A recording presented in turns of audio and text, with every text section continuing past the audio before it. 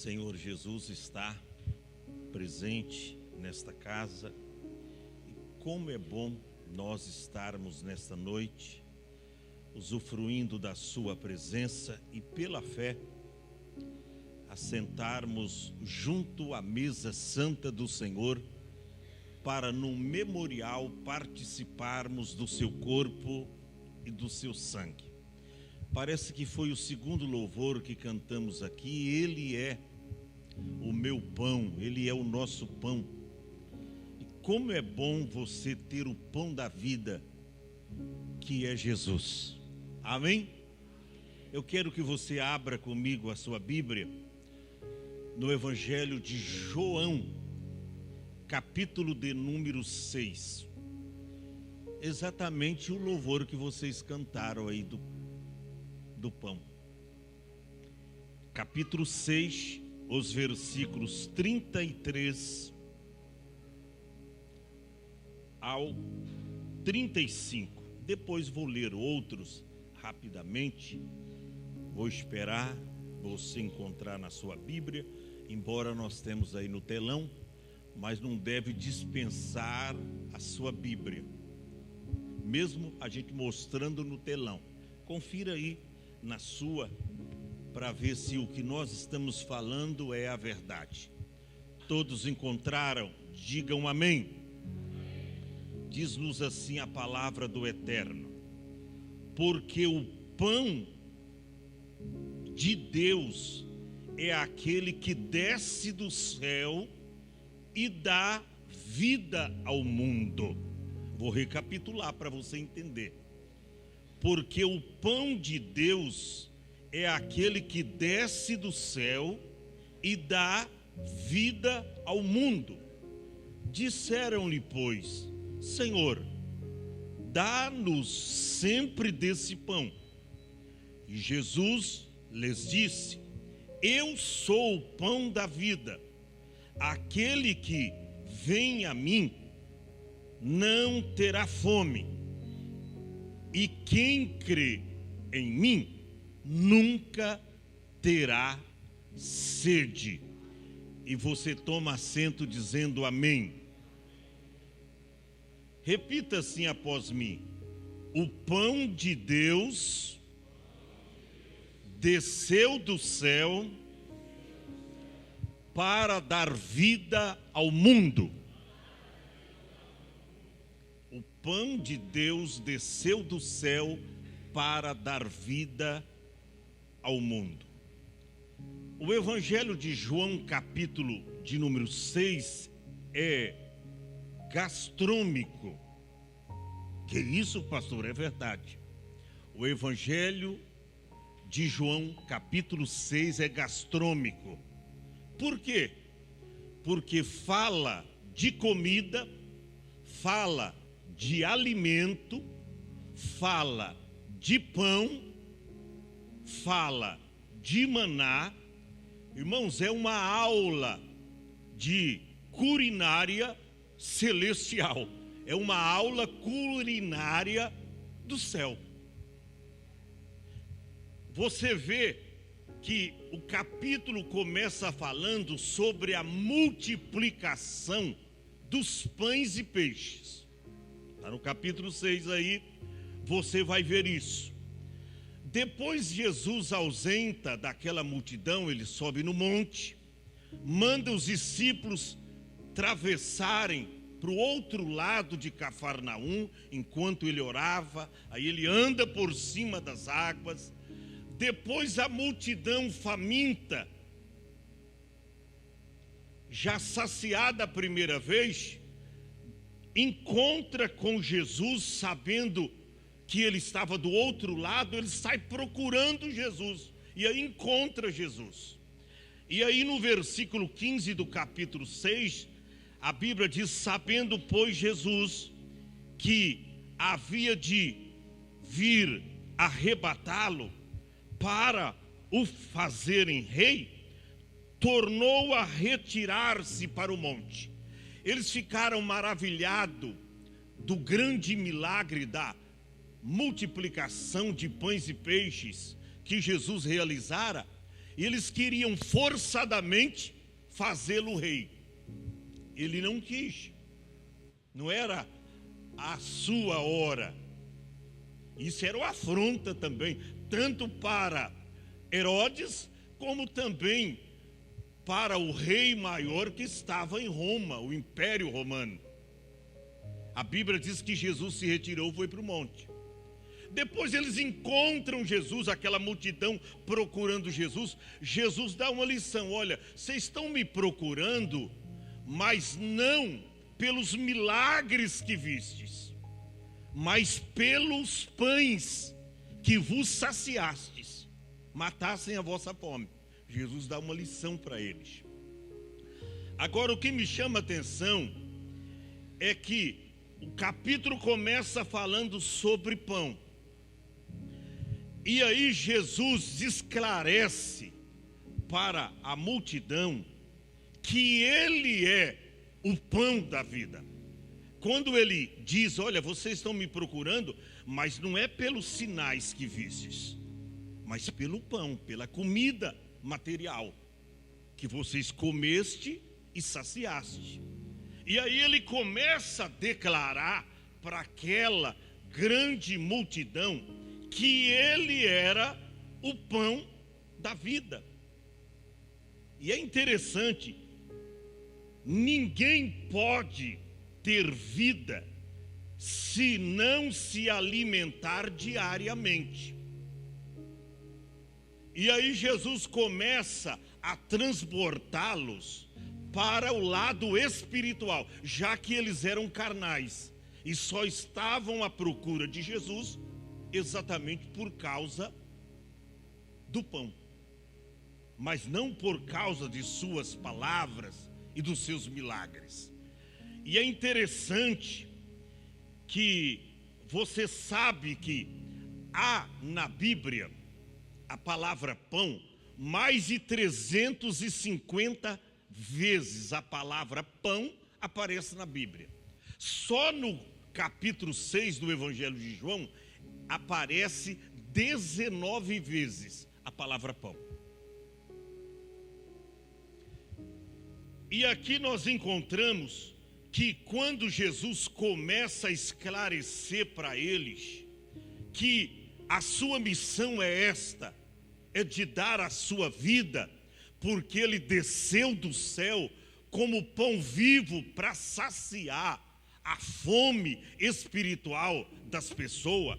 No versículo de número 33 ele diz: porque o pão de Deus é aquele que desce do céu e dá a vida para o mundo. O pão de Deus. Ele fala de um pão aqui que não é encontrado na padaria. Ele fala aqui de um pão que você não acha numa loja de conveniência ou num supermercado. Ele fala de um pão que é do céu, o pão de Deus, que é aquele que desce do céu e dá a vida para o mundo. Ou seja, é o pão da vida, é o pão celestial. E o que me chama a atenção aqui, o que significa comer da carne, que é esse pão de Cristo, e beber do seu sangue? Jesus aqui, ele faz uma analogia entre a sua carne e o pão que comemos todos os dias. Não dá para a gente viver sem pão. Uma casa, ela tem pão pelo menos de manhã e à tarde. E uma das comidas tradicionais lá em Israel era o pão. Toda casa tinha pão.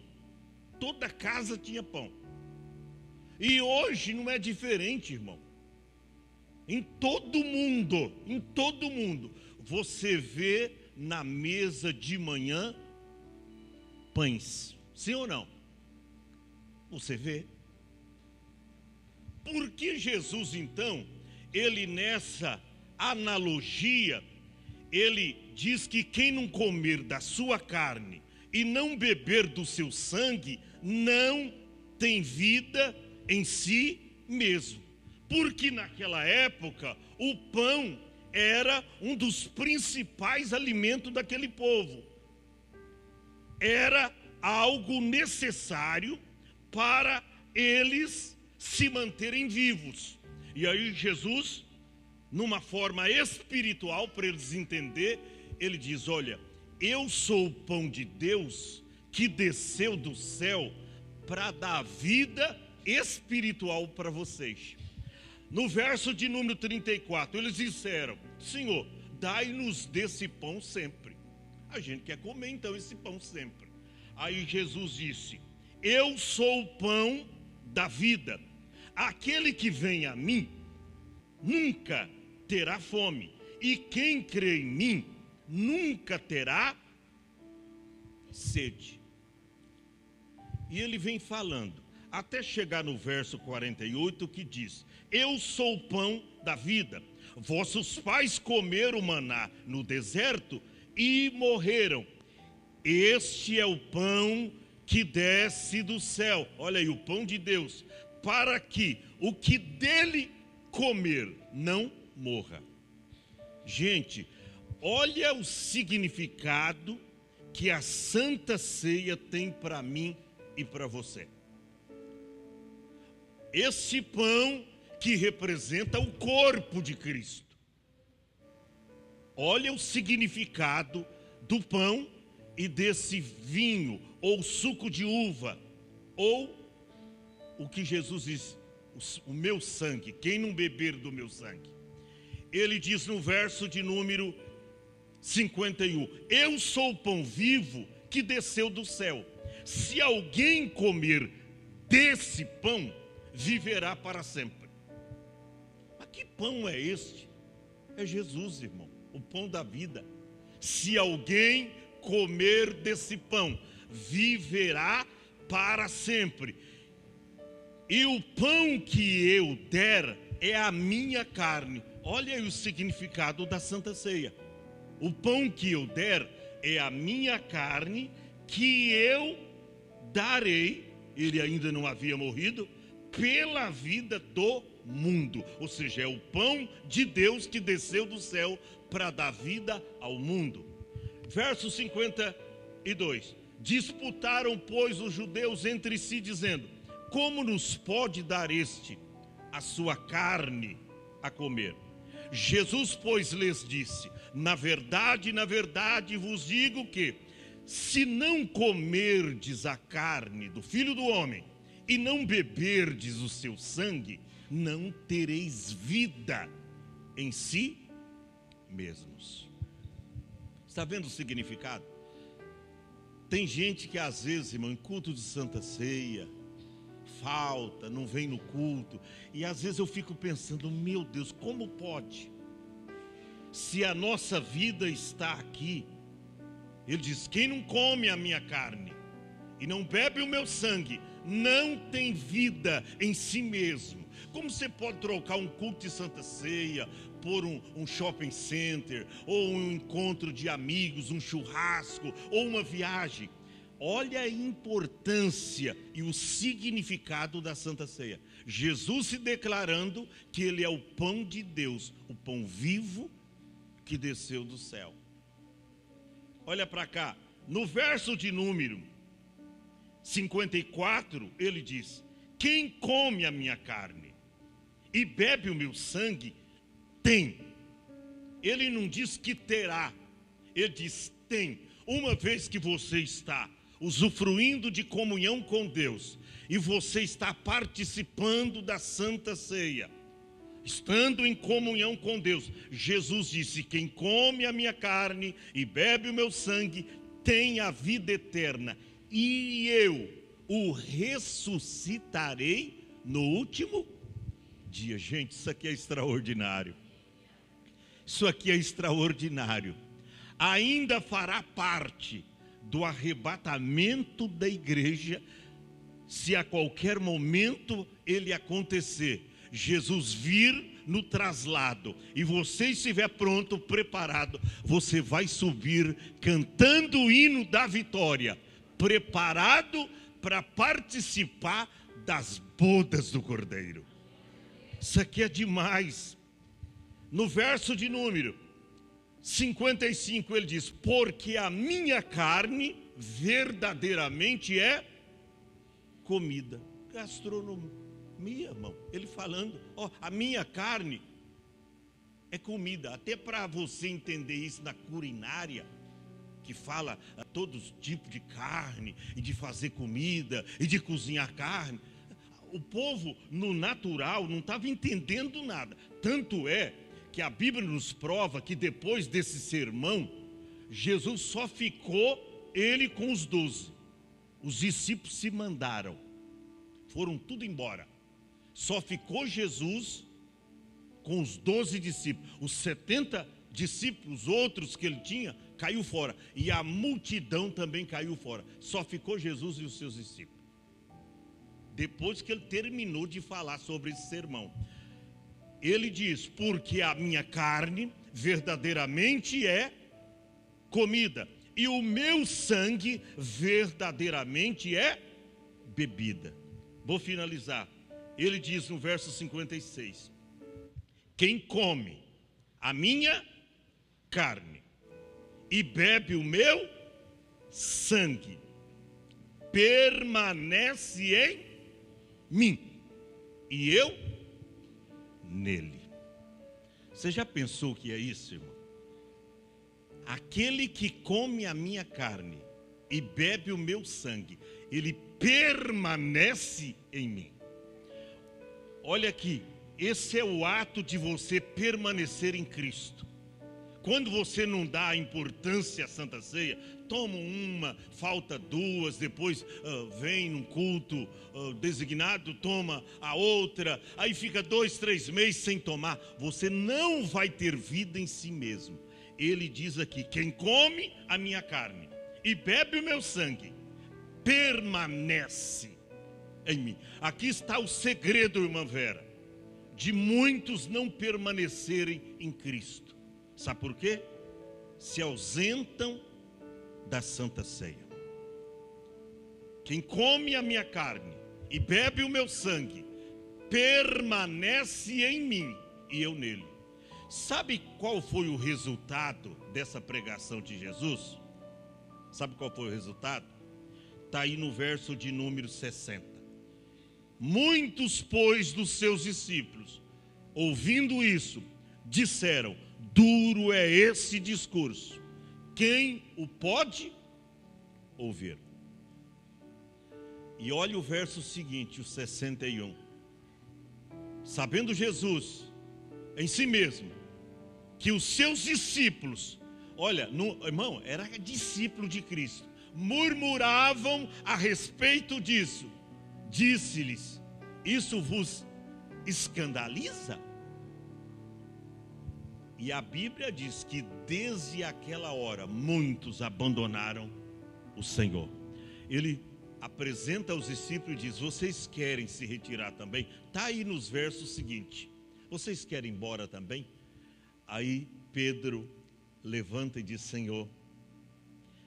Pedro era espiritual, ele tinha o seu momento de carnalidade, mas Pedro era espiritual. Ele se levanta e ele diz: Senhor, só tu tens as palavras de vida eterna. E nós cremos e temos visto, e nós sabemos que tu és o Filho de Deus. Fica em pé, olha para cá, valorize esta mesa aqui. Que isso, pastor? Valorize esta mesa. Sabe como ela é chamada nas Escrituras? A mesa do Senhor. A Bíblia diz que tem uma outra mesa, a mesa dos demônios. É a Bíblia que diz que a gente não pode participar da mesa do Senhor e da mesa dos demônios. Não. Esta é a mesa santa do Senhor. Nela há o pão que representa Jesus, que é vida e vida com abundância. E aí tem o vinho, o cálice, que representa o sangue da nova aliança. Quando você toma o cálice, sabe o que você está dizendo para você mesmo? Os meus pecados estão sendo perdoados pelo sangue que Jesus derramou na cruz por mim. Quando você toma esse cálice, você está dizendo para os seus pecados, para você mesmo, que todos os seus pecados são perdoados através do sangue carmesim de Cristo. Quando você come o pão, você está dando um brado dizendo: olha, eu tenho vida e vida em abundância, porque eu tenho o pão vivo que desceu do céu. Eu tenho Jesus. Nós vamos orar. Fecha os teus olhos. Que esta Santa Ceia seja diferente para mim e para você. Que esta Santa Ceia possa ser um divisor de água. Eu sei que nós estamos voltando praticamente agora do ano que se findou, porque muitos estavam de férias, muitos estavam viajando e nós estamos voltando agora. Para você que não sabe, nós estamos no ano de 2025, aonde nós declaramos, segundo a palavra profética de Deus para nós, que 2025 é o ano do relacionamento com Deus. Para comer pão, tem que assentar à mesa. Para assentar na mesa, precisa ter o quê? Comunhão. Como é que, pastor Paulo Maravilha, obrigado pela sua presença, como é que alguém vai sentar na tua mesa para comer com você, se ele não tem nenhum tipo de relacionamento contigo? Se ele não goza de comunhão com, você vai pôr para sentar na sua mesa um desconhecido, alguém que não tem comunhão com você? Olha para cá, esta mesa é a mesa santa do Senhor Jesus Cristo. Nós, pela fé, escute bem isso, estamos assentados junto a esta mesa para participar do seu corpo e do seu sangue. Que você venha abrir o coração nesta noite, irmão. Não tem privilégio maior do que este para um cristão. Não tem. Que o teu coração esteja dilatado e acelerado, a fim de participar desse momento, salutar, dizer: isso aqui é vida, isso aqui vai me trazer vida. Uma vez eu pregando em Caraguatatuba sobre o pão e sobre o vinho, e eu disse: irmão, se o crente tomar Santa Ceia, estando devidamente preparado, é remédio, pode até curar algum tipo de enfermidade que ele possui. Uma irmã tinha câncer, já tinha feito o diagnóstico, comprovando câncer. Ela creu, tomou a Santa Ceia naquele sábado. E sabe o que aconteceu? Ela creu tanto que diz: eu vou fazer novos exames. E olha, ela veio depois dar o testemunho. A igreja, a glória do Senhor tomou conta. E ela deu esse testemunho na Santa Ceia seguinte, após ela ser curada. Ela mostrou os exames, o antes e o depois. Desapareceu o caroço, o câncer que estava no seio dela. Jesus a curou no momento que ela participava da Santa Ceia. Porque eu disse, mediante a situação que você a toma, a Santa Ceia pode ser remédio para você. Ela pode curar algumas das suas enfermidades. E ela tomou crendo nisso, e Jesus a curou. De repente eu estou profetizando para alguém que pode receber de Deus essa cura hoje.